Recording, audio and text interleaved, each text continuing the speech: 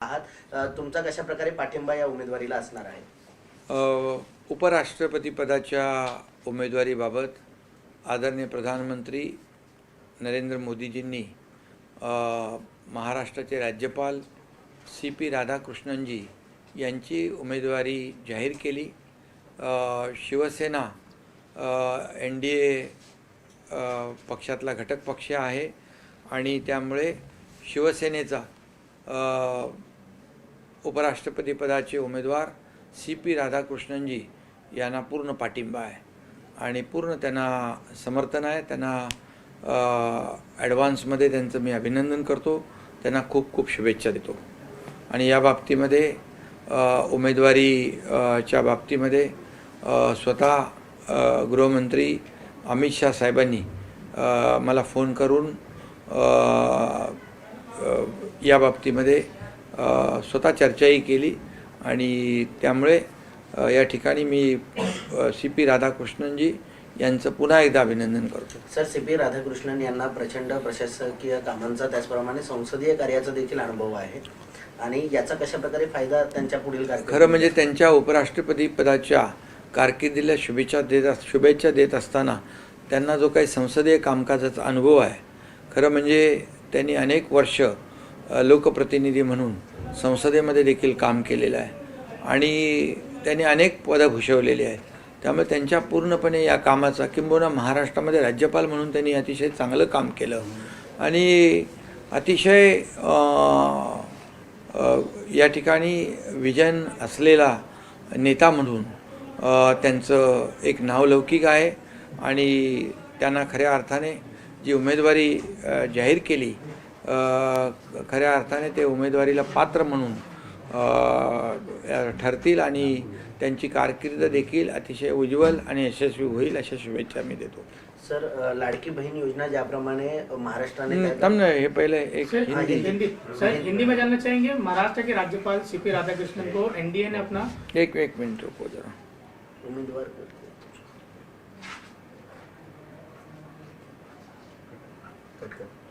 Cut करा.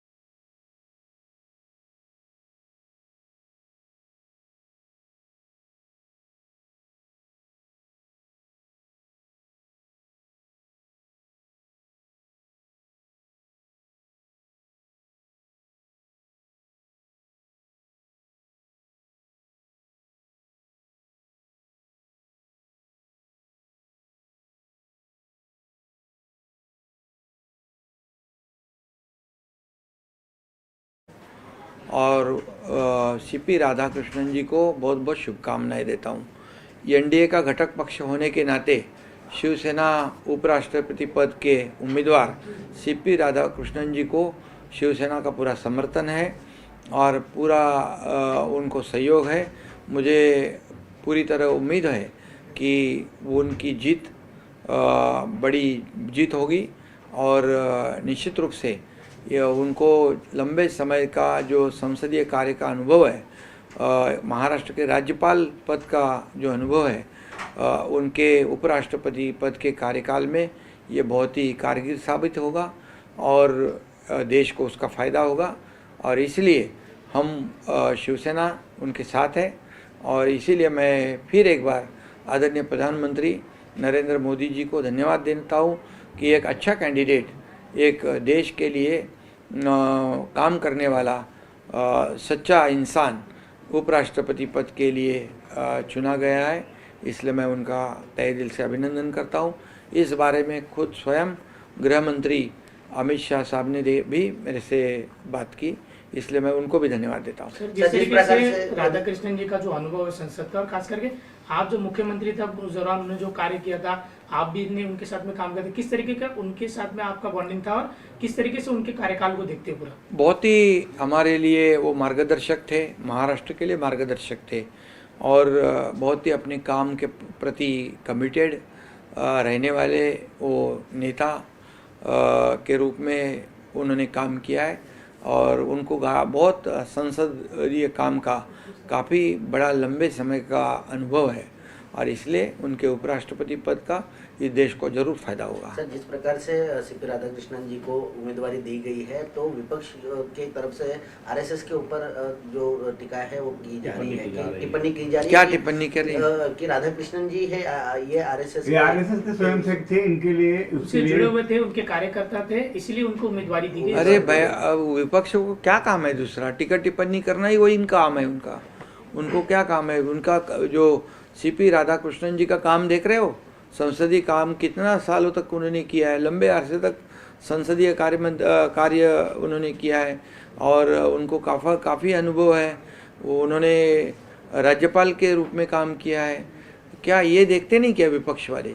और निश्चित रूप से उपराष्ट्रपति पद, राष्ट्रपति पद हो या उपराष्ट्रपति पद हो, ये बहुत देश के लिए बहुत गरिमामय पद है। ये बहुत ही सम्मान का संवैधानिक पद है, और इसके ऊपर टीका टिप्पणी करना बहुत ही दुर्भाग्यपूर्ण बात है। ये अच्छी बात नहीं है, और इसलिए विपक्ष को कहाँ राजनीति करनी है वहाँ करनी चाहिए। पाकिस्तान के खिलाफ हिंदुस्तान लड़ता है तब राजनीति करते हैं, देश के प्रधानमंत्री की बदनामी बाहर देश में जाके करते हैं, हमारे फौज की बदनामी करते हैं, क्या है? और इसलिए आज मैं इतना ही कहूँगा, एक काबिल ऐसे व्यक्तिमत्व को उपराष्ट्रपति पद का उम्मीदवार घोषित किया है। इसलिए मैं आदरणीय प्रधानमंत्री जी को बहुत बहुत धन्यवाद देता हूं, और सीपी राधाकृष्णन जी को भी शुभकामनाएं देता हूं कि वो देश का गौरव बढ़ाए, देश को आगे बढ़ाने में आदरणीय सहयोग करें। और ये महाराष्ट्र के लिए भी स्वाभिमान की बात है, क्योंकि महाराष्ट्र में वो राज्यपाल रह चुके हैं, और इसलिए राज्यपाल के बाद इस देश के उपराष्ट्रपती बनते हैं, ये महाराष्ट्र का भी स्वाभिमान है।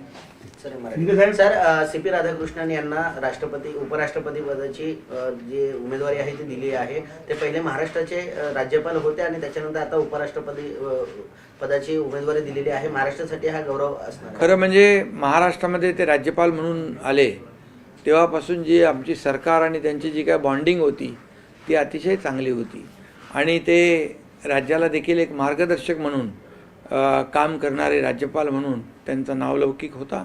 आणि महाराष्ट्राचे राज्यपाल ते देशाचे थेट उपराष्ट्रपती हे जे काही सन्मान आहे तो त्यांना जो काही गौरव मिळाला आहे, यामुळे महाराष्ट्राला देखील याचा अभिमान आहे, आम्हाला सगळ्यांना अभिमान आहे। सर, आरएसएस एक चांगला व्यक्तिमत्वाला एक उपराष्ट्रपती पदाची संधी या ठिकाणी मिळालेली आहे। सर, आरएसएसचे प्रचारक असल्यामुळे त्यांना अशा प्रकारची संधी देण्यात आली आहे, असा आरोप विरोधकांच्या वतीने होतो, आणि जर असं असेल तर मग काय भूमिका असेल, काय सांगायला? खरं म्हणजे विरोधी पक्षाला कुठे टीका करायची कुठे करायची नाही हे कळतच नाही आहे, प्रत्येक गोष्टीत टीका करतायत। खरं म्हणजे उपराष्ट्रपती पद हे संविधानिक पद आहे, आणि यापूर्वी देखील ते खासदार राहिलेले आहेत, राज्यपाल राहिलेले आहेत, अनेक पदं भूषवलेली आहेत, त्यामुळे उपराष्ट्रपती पदासाठी त्यांना या सर्व पदांचा उपयोग आणि कामाचा अनुभव नक्की मिळेल, आणि ते उत्तम उपराष्ट्रपती म्हणून देशाची सेवा करतील, याचा अभिमान आम्हाला आहे आणि सगळ्यांनाच असला पाहिजे। आपण ज्यावेळी मुख्यमंत्री होतात त्यावेळी त्यांच्याबरोबर आपण काम केलेलं आहे। महाराष्ट्रासाठी कशा पद्धतीने पुढे वाटचाल, ज्यावेळी ते उपराष्ट्रपतीचे कॅन्डिडेट झाले तर कशा पद्धतीने महाराष्ट्राला अभिमान आहे, महाराष्ट्राचे राज्यपाल म्हणून, आणि सरकारचं एक जे काही संबंध होते, जे बॉन्डिंग होतं ते अतिशय चांगलं होतं, आणि महाराष्ट्राला देखील मार्गदर्शन करणारे अनेक त्यांनी निर्णय घेतले। महाराष्ट्राला एक मार्गदर्शक म्हणून त्यांचा एक उपयोग झाला, आणि महाराष्ट्राचे राज्यपाल ते देशाचे उपराष्ट्रपती, ही जी काही घोडदौड झालेली आहे याचा अभिमान महाराष्ट्राला आहे, आम्हाला आहे, सगळ्यांना आहे। सर, ज्याप्रमाणे महाराष्ट्र विधानसभा निवडणुकीच्या वेळेस लाडकी बहीण योजनेने संपूर्ण महायुतीकडे कल दिलेला पाहायला मिळालं, त्याच पार्श्वभूमीवर आता शिवसेनेने लाडकी सून जी शुभारंभ आहे, योजनेचा शुभारंभ केलेला आहे. लाडकी सून सुरक्षित अभियान जो आहे तो शिवसेनेच्या माध्यमातून आपल्या हस्ते त्याचा शुभारंभ करण्यात हे काही ज्या काही अत्याचाराच्या गोष्टी आपण पाहतो, घटना पाहतो, आणि खऱ्या अर्थाने शिवसेना ही नेहमी महिलांच्या रक्षणासाठी उभी राहते, आपल्या लाडक्या बहिणींसाठी उभी राहते. तसंच लाडकी सून आणि जे सुरक्षित सून हे अभियान या ठिकाणी शिवसेनेने सुरू केलेलं आहे. लाडक्या सुनेचं रक्षण हेच शिवसेनेचं वचन, ही भूमिका शिवसेनेने घेतलेली आहे. आणि ज्या ज्या ठिकाणी अशा प्रकारची घटना घडतील त्या ठिकाणी आमच्या महिला आघाडीच्या रणरागिणी त्या ठिकाणी मदतीला पोहोचतील. सर, ज्याप्रमाणे तुम्ही सांगितलेलं आहे की ज्या ज्या ठिकाणी आपण गेलेला आहात त्या ठिकाणी आनंद दिघे यांचं नाव घेतलं गेलं, ते असते तर अशा घटना घडल्या नसत्या, त्यामुळे तुम्ही ठाण्यातून हा शुभारंभ केला. हा, ठाण्यामधून शुभारंभ करण्याचं कारण एवढंच की धर्मवीर आनंद दिघे साहेबांच्या काळात देखील ज्या ज्या ठिकाणी अशा प्रकारचे अन्याय अत्याचार होत होते त्यांना तात्काळ त्या ठिकाणी दिलासा देण्याचं काम दिघे साहेब करायचे, त्यांना न्याय मिळवून द्यायचं काम करायचे. आणि म्हणून मी अनेक ठिकाणी गेलो, पुण्यात देखील गेलो, त्यावेळेस त्या परिवाराने आवर्जून आनंद दिघे साहेबांचं नाव घेतलं.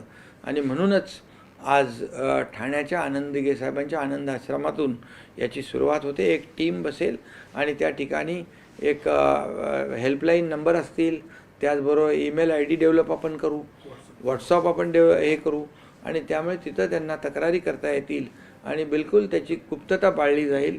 आणि जिथं अन्याय झाला आहे त्यांना न्याय देण्याचं काम शिवसेनेच्या माध्यमातून होईल. शिवसेनेची महिला आघाडी याच्यासाठी पूर्णपणे उतरणार आहे आणि यामुळे शिवसेना महाराष्ट्रामध्ये घरोघरी देखील पोहोचणार आहे. कशा प्रकारे हे अभियान असेल, काय नंबर त्या महिलांना देणार? नंबर त्यांना आपण मगाशीच पण दिले, नंबर पण मी सांगतो आपल्याला, 8828862288. दुसरा नंबर आहे 8828892288. हे फोन नंबरही आहेत आणि हेल्पलाईन देखील सुरू होईल. ईमेल IDवर देखील आपल्याला तक्रार करता येईल. आणि त्यामुळे ही बिलकुल याच्यामध्ये एक ज्या ज्या ठिकाणी अशा प्रकारच्या घटना घडतील तिथं त्यांना न्याय देण्याचं काम या ठिकाणी शिवसेना करेल. सर, विशेष शिंदेने देखील एक गोड प्रश्न विचारला, लाडक्या सासूंचा काय? लाडक्या म्हणजे ज्या सासू आपल्या सुनांना चांगलं सांभाळतात त्यांचाही एक सन्मानाचा कार्यक्रम घेतला जाईल, जेणेकरून इतर लोकांनाही तो आदर्श ठरेल. सर, लाडली बहू के लिए भी आपने अब योजना, जैसे कि लाडकी बहन थी, लाडकी शेतकरी थी, लाडके बेटे थे, और उसके बाद लाडली बहू का भी आपने योजना लाया है. किस तरीके से इसकी शुरुआत आने से दिघे साहब किस तरीके से कहा करते थे थाने में महिलाओं की सुरक्षा को लेकर सबसे पहले शिवसेना आगे रहती, आज आप ही के माध्यम से उसकी शुरुआत की गई है. महिलाओं की सुरक्षा के लिए शिवसेना हमेशा आगे रही है. हिंदू हृदय सम्राट बाला साहेब ठाकरे जी भी कहते थे, आनंद दिघे साहब भी कहते थे कि महिला सुरक्षित तो परिवार सुरक्षित, और इसीलिए ये अभियान थाने में से शुरू हो रहा है. और इसकी शुरुआत, इस अभियान की शुरुआत हुई है. नंबर भी 2 जो है वो यहाँ पर दिए हैं, और व्हाट्सअप भी होगा, ईमेल भी होगा और हेल्पलाइन भी होगी. ये सब जो सिस्टम है वो पूरी तरह लागू होगी, और इसमें जहाँ जहाँ अन्याय होगा, जहाँ ऐसे प्रकार होंगे, वहाँ पर हमारी महिला आघाड़ी शिवसेना की वहाँ मदद करेगी, शिवसेना मदद करेगी, और कहीं पर भी अन्याय ना हो इसकी पूरी तरह ये कोशिश करेगी. सर, महिला को सक्षमीकरण करने का शिवसेना का उद्देश्य था, बाला साहब ठाकरे हो, धर्मवीर आनंद दिघे हो, इस उद्देश्य के बाद ये आप भी जो है इसी योजना ऐसे नए ला रहे, क्या कहेंगे? नहीं, लाडली बहन योजना भी लाई है ना. लाडली बहन योजना जैसे लाई है, ऐसे लाडली बहन सुरक्षित बहन वो भी योजना लाई. अभी लाडली बहू जो अन्याय हो रहे, इसलिए हमें ये करने की आवश्यकता है, समाज की ज़रूरत है, और इसीलिए ये अभियान हमने शुरू किया है. निश्चित रूप से इसे काफ़ी लोगों को राहत मिलेगी ठीक है। और लाडली- समाज में एक अच्छा मैसेज जाएगा। सर लाडली सास के लिए कुछ सरकार करने वाली है? अभी जो सास बहू के साथ अच्छी रहती है उनका भी सम्मान करने का एक कार्यक्रम लेना ऐसी भी मांग हुई है, तो ऐसा करने से समाज में एक अच्छा मैसेज जाएगा और सभी लोग एक दूसरे से सास भी बहू से अच्छी रहेगी, बहू भी सास से अच्छी रहेगी। Okay thank you sir thank you sir.